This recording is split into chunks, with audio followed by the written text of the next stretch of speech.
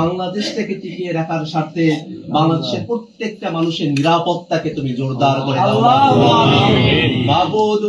এই বাংলাদেশে যাতে আর কোন বিদেশি শক্তি, আর কোন বিদেশি দালাল দেশের বাংলাদেশের রাজনীতিকে আর কলুষিত করতে না পারে, সেই তৌফিক তুমি আমাদেরকে দান করো মাবুদ।